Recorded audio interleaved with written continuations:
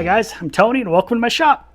Today we have a little piece of myrtle. This was a little longer board I picked up from a friend of mine who had milled it a while ago. It's got a couple little checks and cracks in it, but I've never turned myrtle, so I want to give it a shot. So I've already marked out for center there, and I just knocked off the corners. It's about 6 inches around, and we'll get it up on the lathe and see how it turns out. Okay, this guy's not all that big. It's going to be kind of a shallow bowl or dish. We're under 2 inches, so we're 1 7/8 inches there, and it's a 6-inch ruler. We're 5 3/4 across from my little circle I drew in there. So I'm just going to take a sharpened bowl gouge and see how it rounds up around the edges, see how the myrtle cuts. Like I said, never turned myrtle before, so it should be a fun experience turning a new wood. Grab my helmet and we'll jump on it. Yeah, spinning right around 1050 RPM. Huh, and I'm spinning reverse because I was just hollowing something before this project. So, oops, let's try that again in the right direction. Thought I lost my mind there for a minute.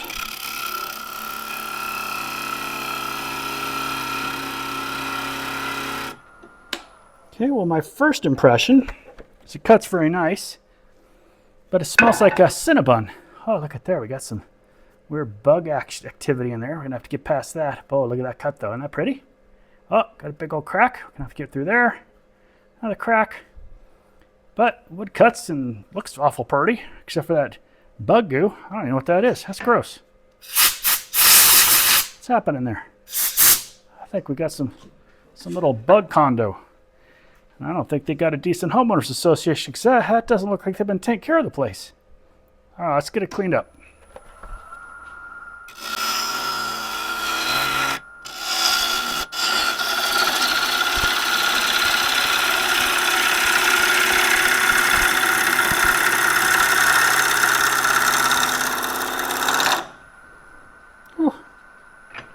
I don't like that shape at all. Let's work on that a bit, huh?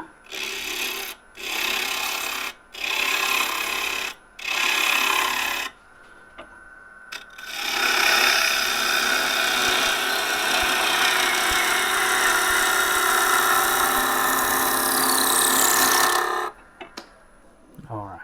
A little aggressive. Just had a rough turn. Got to get it out of my system. But look at that. That's pretty. That's pretty wood. Some chatoyancy, some figure in there. We made it past the bug condo, and it looks like all the cracks are gone. So now I'll just work on a little shape, throw a tenon on this thing. Should be a pretty quick project.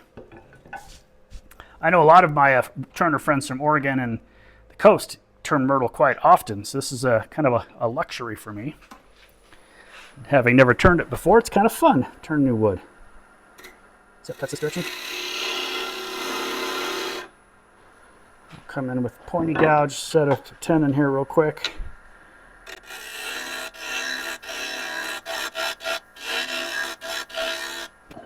See if I'll be able to swing all the way around to get a nice smooth, easy cut on this last one here.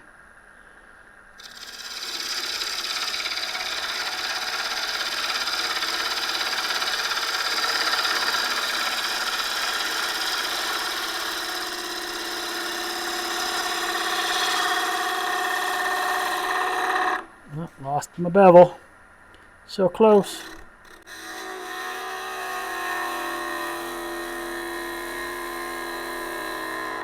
At least little finishing cuts there. That looks pretty good, huh? Oh yeah, there's some flame coming up the bowl here. A little spalt. Some interesting chatoyancy. No tear out. All right. I think I want to round that down a little bit more here.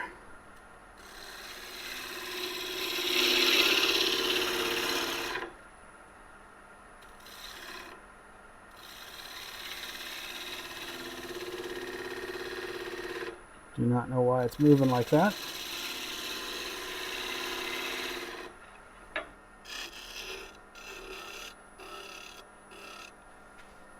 Flip the tool rest a bit. Just want to get a nice shear cut along the side here, a little scrape anyway to make sure I don't have any tool lines. That one right there is going to bug me. Okay, pretty simple. A little shallow for a breakfast bowl, but perfect for like snacks or something like that. Nothing major going on there. Yeah, I got some pretty cuts out of there. It really cuts nicely in certain orientations. All right, I'm going to go ahead and soften this corner up here. I'll do that with the sanding. I'm going to get out the sander right now and make sure that tenon's tight enough. I don't really like the way that tenon looks. I also think I might have made it small. In my rush, I might have made too small a tenon. Let's see. Oh no, it's still going to fit. There we go. I have room. I'm going to tighten it up real quick, and then I'll switch us over to the Sand-O-Matic, and we'll get over here and get the helmet on and get some sanding in.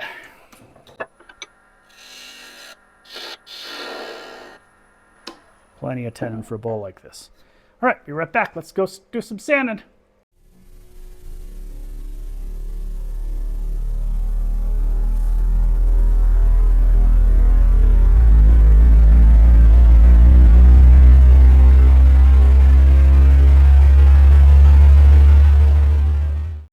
Okay, we've got it sanded up to 400 right now, and I'm going to get out one of my standbys here. We have it laying easy around pitas. So I'm going to get out my pitas grit. I want to see how that's going to look on the Myrtle here, since I've never turned it before. Pita seems to do really well on these highly figured woods, and I need to make a whole other batch of my own shop grit right now, pretty much down to the dregs. So I'm going to start out pretty slow speed here just to work some of this on. Doesn't take anywhere near as much as I have on here right now, but I want to get a really good polish on this wood. It looks like it's going to take a polish really well, and I don't really want to put a finish on it, no shellac or anything like that. So let's see if I've worked it into the wood first. I've got a good coverage everywhere like that. Just a little bit of that already starts bringing it out. We have a little bit of deep pores here. I'll see if I can rub it into any of that. Oh man, the chatoyancy there is insane. Okay, now we're going to really work it into the wood at a higher speed. So I'm going to get up here around,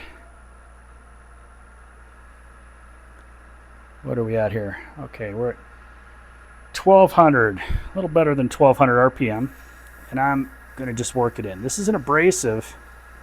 It generally takes you right around to an 800 to 1000 grit, equivalent with sandpaper. But since it has some waxes and stuff in it, it'll also get into those pores, close them up, fill them nice. So I'm seeing like a mirror finish over here on the end. I don't know if you guys can see that in the camera right there. Maybe I could be able to zoom in when I'm editing, but it's almost like a mirror. So I'm just going to kind of bring the towel across each time until it comes back perfectly clean.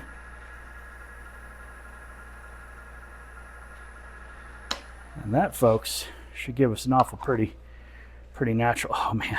Okay, there is some serious chatoyancy here. Kind of dies out right in this spot where the spalting is. There's not really anything going on. Then you hit this flame over here. The ripple starts here, and just as it goes around the edge, it just lights up. Man, that's pretty. That's really pretty. I was told this is myrtle wood. Sure doesn't disappoint. So I'm going to go ahead and flip that around, put it in the small set of jaws. We'll do a quick hollow out, same routine and sanding the inside. Pretty quick project today, but it's fun. You don't need a giant piece of wood or a weird vision to get out and have a good time turning wood. I mean, this is a little 6x6 square offcut from someone else's shop that is going to end up being just an absolutely lovely little bowl. Nothing magnificent, but I put that out there. I think I'm going to put olives in it. Yeah. I'm going to have people come out. I'll put a nice group of olives in there. Maybe stuffed with blue cheese and jalapenos, maybe. Yeah. Can you tell I haven't had my lunch yet? I'm a little hungry. All right. Let's get that set up, and we'll get back to hollowing.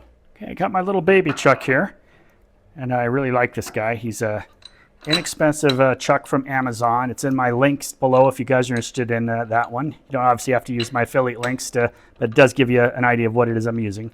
And I've had this one now for 4 years. And it hasn't required any maintenance or any extra work. Let me see if I got a good grab there. I like to get that in there in the jaws first and then kind of just tighten up a little on the front so we're nice and seated in there. Got a very small tenon because it was a shallow piece of wood. But should be plenty to hold on for this kind of turning. We won't be doing anything super aggressive. We'll use a nice sharp tool. Should probably be just a few passes in and out. Have that one wrapped up. Me, not even, yeah, well, I'll leave it on here until I don't need it anymore. That's kind of the rule with the tailstock sport. If you can use it, you're kind of a fool not to. Even when it isn't necessary, it's still smart to have it sitting there. Grab my face mask, and I think we're ready to go. Turn the speed down right around 800. Something's wobbly there. What's wobbly? Oh, okay, so my live center here. This is something that has happened to me a couple times. This bearing up here starts to become loose. So I need to go tighten that up. I'll be right back. Okay, bearings tightened back up. Face mask back on. There's speed up a little bit here. I just want to clean off this rim, get it nice and flat.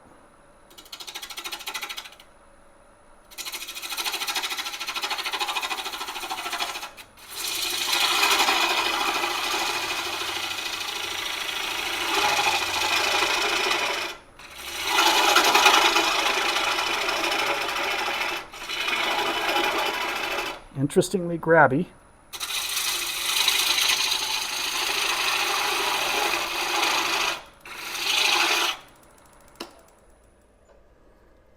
Yeah, so make sure my rim is flat. I take another couple passes. It's not quite perfect yet.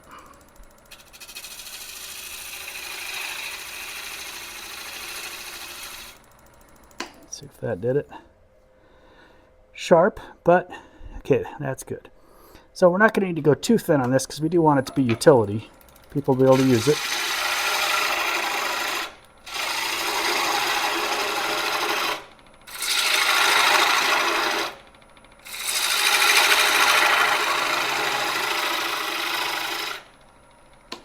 I'll move the camera over here so you have the full view. And there's a brand new angle for you.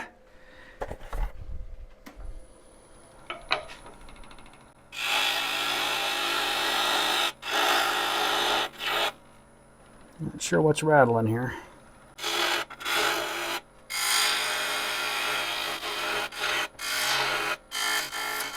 I can't quite get the reach out of here. Let's get rid of some of the center mass.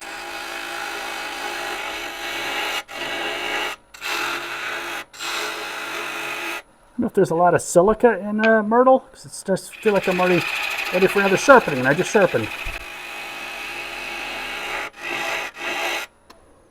Yeah, that's good. Oh yeah, there's all that pretty grain still in there. That's good. A little odd tear out near the very bottom. I'm going to get more of this mass out before we pull the tailstock away. And we'll also get the smaller gouge out a few times. Just keep it safe.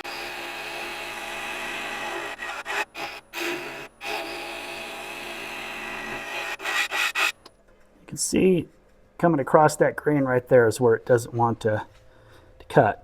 But that little cut I'm making down here is just a bevel riding cut right down the middle. It's keeping it right on the center axis. And it's just a great way to peel that material away. Not a lot of pressure, just a bevel ride, slow and easy. This will break off as we get to the bottom.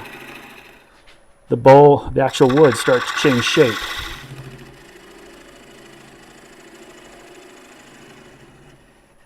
There we go. The nub is free. So I'm going to go ahead and pull the live center out. So I don't have any pointy bits right there out to get me. That was just a rough and dirty quick hollowing. We weren't taking any special pretty cuts on that one, obviously. But we'll go ahead and sharpen up and finish up the inside here. I think I might leave about that thick. What do you think? I think that's pretty good. Let's get out the old measurer here. Yeah, the edge there down. 8 millimeters, 7-8 millimeters. Might bring it in another couple. Let's get it down to like maybe 5 millimeters. I think that'll be nice. 5 millimeters. I wish I could remember all these things in my head, because I can't.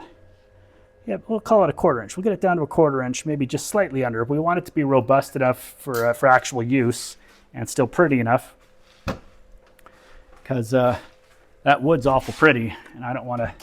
We can see where the figure is on the outside, so I know we don't have to worry about turning the figure away, which is always a concern with some of these woods. Oh, I get some. Oh, it's so dry. You can hear that? It's like paper dry. Cut so differently than green wood. It's crazy. Crazy, crazy, crazy. All right, let's do the sharpen on. I'll be right back. Okay, we got a nice sharp bowl gouge. Might as well get our tool rest in there all the way. Give it a spin. Should be okay. Stand back. Make sure we've taken the tool rest off now. Make sure our tenon holds. It's a very small tenon. Now let's take some nice light passes. Get our tailstock out of the way entirely.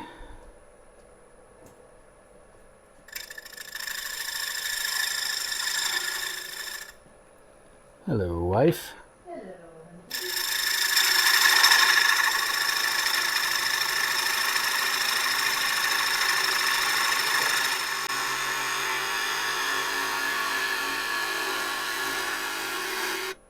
Nice shavings.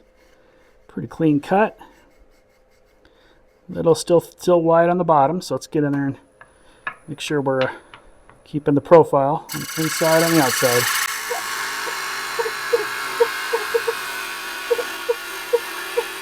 You guys probably heard I made a little bad stop right there.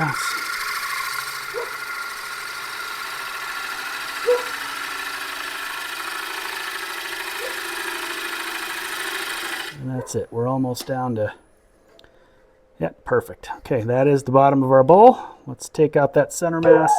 Like I said, this is a pretty quick project here. Just going in for the easy win after a couple of tough ones this last couple of days.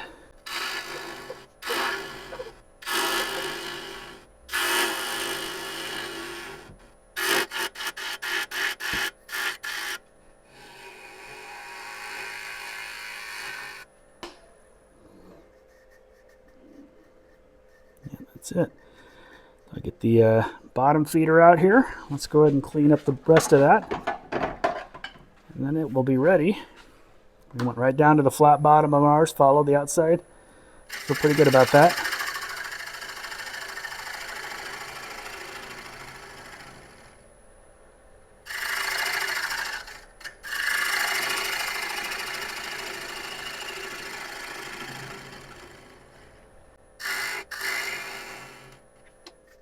So a little bit of a lump there.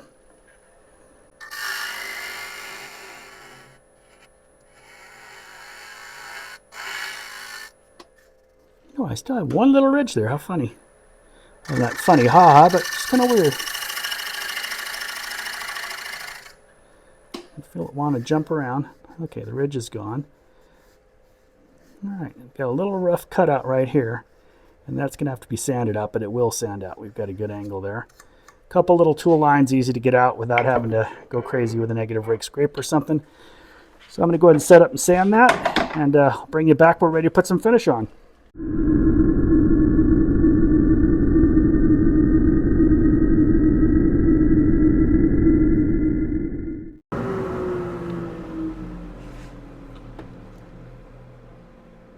Okay, we are sanded all the way to 400 now. And I'm going to do pitas on the inside as well.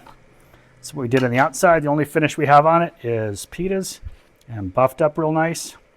And I think for this type of bowl, easy to maintain, just polished wood is perfect for this. And again, I'm thinking right now about olives. Somehow to see this bowl just filled with those yummy, like charcuterie olives you have at parties, you know? You know the ones. Not the ones you want to put on your fingers when you're a kid. Not those cheap green olives for Thanksgiving at Grandma's house. The nice ones, you know, the ones that have like jalapenos in them, or they're stuffed with garlic or blue cheese or something like that. You know, fancy olives, fancy people olives. Although nothing does beat putting 10 olives on your fingers and doing an olive puppet show, but that might just be something for my generation. That was traditional Thanksgiving, you know, got to do the olive puppet show. But we got that all worked on. We'll start by working it off right around 1,000 RPM. Actually, we're right around 1,200 like we were on the outside. I'm holding the towel and my wrist to work it in. I do not want to wrap my fingers around a towel. We talk about this every week because I know there's always somebody every week out there who's done something where they've got their hand hurt because they were holding onto a towel that wrapped around their finger and got caught on something. And boy, you only have to do that once, but that one time could be a permanent damage. I know of a turner who fully dislocated his finger, tore all the tendons and everything, ripped up the flesh really bad, just by having his finger wrapped around a towel. Got caught on a burr and something going 800 RPM. Boom, that was it. Happened before he knew it. We all know somebody who's cut their thumb off or their finger on their bandsaw and stuff, so we all pay extra special attention to that. I almost rarely show using that tool on my channel at all, just because everyone's got so many different styles of what they think is safe. We get almost clean. But there's a tool that can grab you. The bandsaw is a dangerous tool, and you really have to be present of mind all the time, and even chit-chatting while I'm doing a video and using the bandsaw just seems a little dangerous. Every now and then I'll throw a little clip in if I think it's something interesting, but boy, that's one tool that can bite you. I can think of 2 or 3 of my turner buddies who've had significant bandsaw injuries, and they're all experienced people. They just, lose your concentration for a minute. Well, there you go. Nothing on there but Peter's. I think Peter would be proud. Look at that. The chatoyancy in there. That is insane. That myrtle is pretty. Boy, you look at one side, it just kind of looks plain, almost looks like English walnut. And as you turn the bowl around, it just lights on fire. And you see all of that chatoyancy pop out and that fiddleback and flame in there. I think that's nice. All right, I'm going to chuck it up and mount to take the tenon off. Should be a real quick there. And then we'll put it on there and wrap up for the end. Thanks for sticking with me. Hope you're having a good time. If you made it this far, leave me a little comment below. Tell me if you've ever turned myrtle wood before. And if you have, what you thought of it. That'll be the question for the day. Thanks, guys. Okay, I've got my little teeny jam chuck in here. And just the same bowl we used our pitas on. Got a slightly different live center here, because my fancy one, I need to pull all the bearings out and repack them, it looks like. I didn't even know that was a thing. But started getting hot, looked down there and saw that there's a whole area to open up to pull the bearings out and repack them. And I thought, well, that's interesting. I've 30 years, I've never even thought of taking apart a triple bearing live center and repacking the bearings, but I guess that's what I'll be doing. I might be wrong entirely about what it needs, but I definitely have to open it up, clean it out, or do something, because it ain't behaving like it's supposed to. So I'm just going to peel this off with Senor Pointy Gouge, I think, is the appropriate tool for this. So we'll get him out here. Just peel this off flat, sand the bottom, sign it, and we'll be ready. Ooh, that's unpleasant.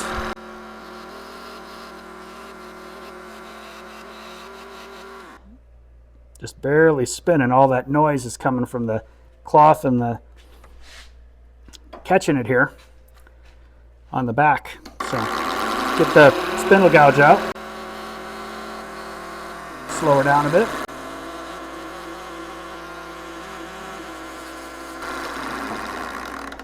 Okay, the rest is going to need sanded. So what we'll do here is we'll turn on the dust collector. We'll hit this bottom while the machine's spinning with 80. And 120, 220, and that will be that. I'm going to start with just standard old 3M here.